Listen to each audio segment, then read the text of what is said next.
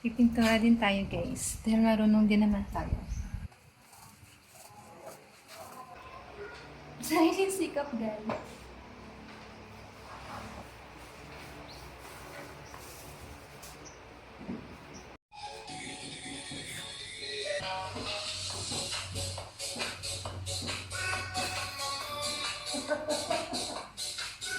Ayos ka.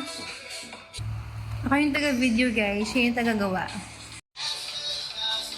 Ayan guys. Matatapos na siya. Nawala na yung mga dumi, diba? Thankful ako sa asawa ko kasi tinutulungan niya ako guys. Oh, wow. Bali libre na tayo sa labor guys. Kasi meron na tayong taga-linis.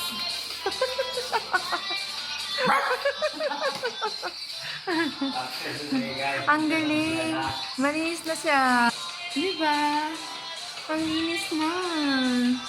Kahit di na siya pinturahan, okay pa rin siya. So, bali yung pipinturahan lang namin is yung mga gilid na medyo madudumi. Ayan, na pinagsusulatan ng mga pupils ko dati.